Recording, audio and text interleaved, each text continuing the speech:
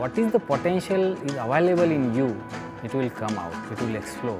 Manufacturing में एक खास बात है कि अगर आपका कोई भी मोमेंट फेल्योर होता है, आपका जो भी फेल्योर होता है वो अगर आप इमीडिएट एडमिट करते हैं और नए से शुरू करते हैं तो भी आपको फुल सपोर्ट मिलता है। मैन्युफैक्चरिंग इंडस्ट्री में आपके आइडियाज़ को रोकने वाला कोई नहीं होता है। अगर रोकने वाले कोई होता है तो वो खुद आप ही होते हैं। Manufacturing is definitely a different challenge every day.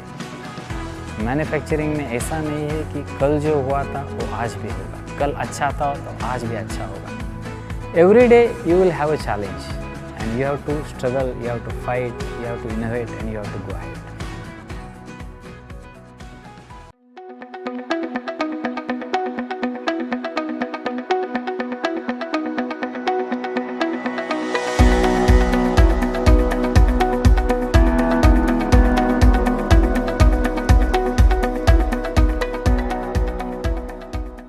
My name is Pahalchandra Jamdade.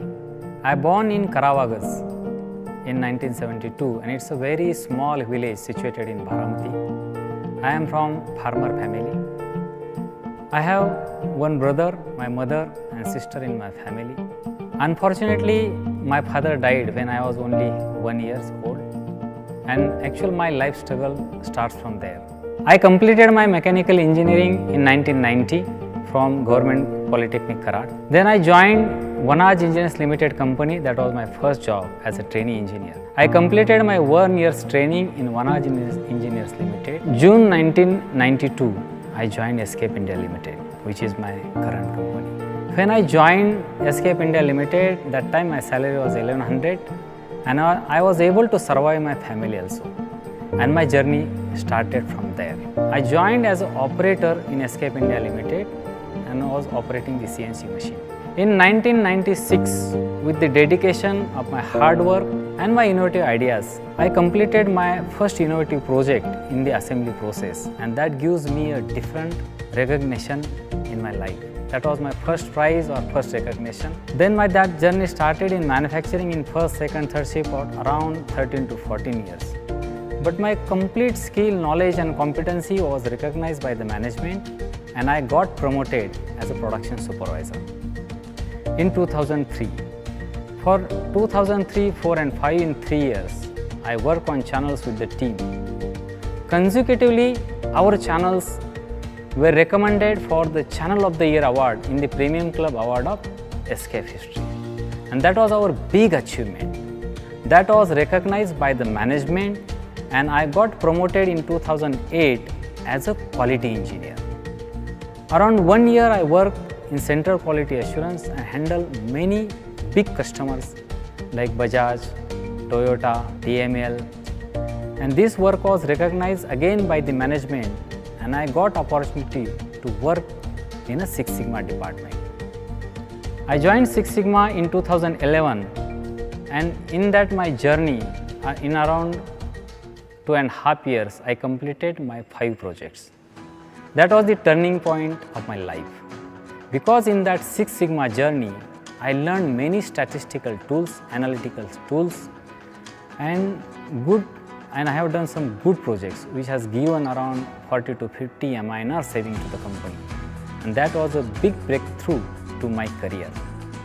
Recognizing these efforts in my projects, company promoted me as a resetting manager in the company. I was certified by BMGI as a subject matter expert in resetting in 2015. Six Sigma statistical tools are really innovative and there will be a good learning, and what is the potential is available in you, it will come out, it will explode. I have done the mentoring, coaching for all my Six Sigma team, and that year I was selected as the best black belt of the year. Then consecutively in 2013, third year also, I have done a big project which was called as a Change the Game. And it was a big impact for the business because we got big business because of that Change the Game project. And for that project also, I was selected as the best project in 2013. Manufacturing में एक खास बात है कि अगर आपका कोई भी मोमेंट फेल्योर होता है, आपका जो भी फेल्योर होता है वो अगर आप इमीडिएट एडमिट करते हैं और नए से शुरू करते हैं तो भी आपको फुल सपोर्ट मिलता है। और आपके आइडियाज़ अगर इम्प्लीमेंट होने के बाद आप इनकरेज हो जाते हो, आपका हौसला बढ़ता है और आपको और इनोवेटिव आइडियाज़ करने के लिए या इम्प्लीमेंट करने के लिए आपको वहाँ से मोटिवेशन मिलता है। तो मैन्युफैक्चरिंग इंडस्ट्री में सबसे यही बात है कि जो कुछ करना चाहते हैं, जो लोग कुछ आगे बढ़ना चाहते हैं, अपने खुद का कुछ इम्प्लीमेंटेशन करना चाहते हैं, वो मैन्युफैक्चरिंग इंडस्ट्री में उसके लिए वाइड स्कोप है। But when I was working with the CNC machines, it was really challenging and every day there were some new issues, new problems and we have to think differently. तो इतना interesting लगता था वो, हर time पे नया problems को solve करना, नए तरीके से सॉल्व करना। और people's attention is on you. Now what you will do? There is a problem, what you will do? And whenever you will think, you will solve the problem, challenging problem, you will get appreciation. So that was a very nice period to do something differently by your own way, and appreciation by the company, motivation by the company, and we were giving something to the company that time and company was also appreciating. So वो journey वहाँ से जो शुरू हो गया तो एक आदत सी लग गई कि हमें नया कुछ करना है, हर दिन नया कुछ करना है। हमें जो भी इनोवेटिव आइडियाज़ दिमाग में आते हैं वो मैन्युफैक्चरिंग में हम इम्प्लीमेंट कर सकते हैं। मैन्युफैक्चरिंग इंडस्ट्री में आपके आइडियाज़ को रोकने वाला कोई नहीं होता है। अगर रोकने वाले कोई होता है तो वो खुद आप ही होते हैं। तो मुझे ये सब चीज़ें इंटरेस्टिंग लगी।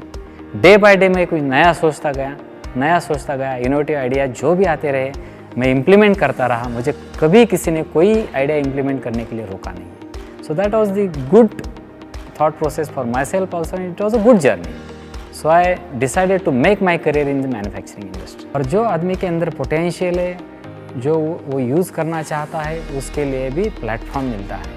So according to your potential and your performance, you will get the opportunity to work in the different areas. Farming is a very different profession. जो भी आदमी आज की तारीख में अगर कोई ऑर्गेनिक फार्मिंग करता है तो उसके लाइफ में जो स्ट्रगल है वो स्ट्रगल सबसे ज़्यादा है, जो तुम्हें सिखाता है हर कदम पे कि आपको लोगों के साथ कैसे अलाइन करना है, कहाँ आपको सॉफ्ट बात करनी है, कहाँ आपको अग्रेशन दिखाना है, कहाँ आपको टीम वर्क के साथ आगे चलना है, कहाँ आपको लीड बाय एग्जाम्पल करना है। ये सारी चीज़ें मैं actually organic farming is my hobby. अगर आप ऑर्गेनिक फार्मिंग करते हो और वहाँ से मैन्युफैक्चरिंग इंडस्ट्री में आते हो तो आप बहुत अच्छी इस टीम को मैनेज कर सकते हो। मैन्युफैक्चरिंग में ऐसा नहीं है कि कल जो हुआ था वो आज भी होगा, कल अच्छा था तो आज भी अच्छा होगा। Every day you will have a challenge and you have to struggle, you have to fight, you have to innovate and you have to go ahead. So manufacturing will always explore your all capabilities. आने वाली पीढ़ी, आने वाले बच्चे अगर manufacturing industries में आना चाहते हैं तो उनके लिए एक बहुत बड़ा प्लेटफॉर्म है, क्योंकि मैन्युफैक्चरिंग इंडस्ट्री ही एक ऐसी इंडस्ट्री है जहां हम अपने दिमाग का पूरा इस्तेमाल कर सकते हैं। हमारे मन में जो भी आइडियाज़ है, हमारे अंदर जो भी स्किल्स है, हमारे अंदर जो भी कॉम्पिटेंसी है, उसका पूरा यूटिलाइजेशन कर सकते हैं और आगे बढ़ सकते हैं। मुझे खुद में जब मैंने पहले ज्वाइन किया था एस्केप में तो थोड़ा मैं एग्रेसिवली बात करता हूँ, लोगों के साथ करता था, थोड़ा सा पैशनेटली बात करता था और टीम वर्क के बारे में थोड़ा लिसनिंग एबिलिटी भी कम था, क्योंकि हमें कभी कभी ये होता है कि कोई सामने वाला क्वेश्चन पूछता है, पूरा सुनने के बाद हमारे मन में अगर कुछ आता है तो हम इमीडिएटली रिएक्ट हो जाते हैं और लिसनिंग एबिलिटी को बोलते हैं ना, थोड़ा सा हम डेवलप नहीं कर पाते। लेकिन जैसे ही मेरा एस्केप में जर्नी शुरू हो गया और एस्केप में जो भी कल्चर है वो कल्चर ने मुझे सिखा दिया कि ये जो भी पर्सनल डेवलपमेंट के लिए चीज़ें आपके पास होना चाहिए, आपका लिसनिंग बहुत स्ट्रांग होना चाहिए, आपका सामने वाले के साथ बात करने का तरीका। यहाँ पे एक स्पेशल ट्रेनिंग दिया जाता है, आर्ट ऑफ मीनिंगफुल डायलॉग। मेरा फैमिली रिलेशंस, मेरे रिलेटिव्स के साथ रिलेशंस, मेरे कलीग्स के साथ रिलेशंस, कंपनी के बाहर, ये सभी लोगों के साथ अभी मेरे रिलेशंस बहुत अच्छे हैं। तो अभी इलेक्ट्रिकल व्हीकल्स आने वाले हैं, इलेक्ट्रिकल्स व्हीकल ही फ्यूचर रहेगा। तो एस्केप की तरफ से एस्केप की नीड रहेगी साइलेंट पेयरिंग बनाना। एस्केप का जो भी क्वालिटी स्ट्रक्चर, कल्चर या डेवलपमेंट्स रहेगा उसमें मैं मेरा जो भी पूरा एक्सपीरियंस है उसमें डालना चाहता हूँ और एस्केप के ग्रुप क्वालिटी के लिए मेरा बड़ा योगदान देना चाहता हूँ। एस्केप कंपनी ने उड़ान करके एक प्रोजेक्ट लॉन्च किया था जहाँ पे जो लड़कियों में टैलेंट है और एसएससी पास होने के बाद they are not getting support from their families for their higher education because of their family background. तो कंपनी का उड़ान प्रोग्राम में ये लड़कियों का सिलेक्शन करना, बाद में उनको एडमिशन के लिए हेल्प करना और उनका पूरा ग्रेजुएशन तक जो भी उनको सपोर्ट चाहिए, financial support and other support वो प्रोवाइड करना। तो टीम के साथ मैंने इंटरेस्टली काम किया है और आज ऐसा लगता है कि this is the first successful batch we will pass, will be a big achievement of this escape CSR journey और उड़ान जर्नी।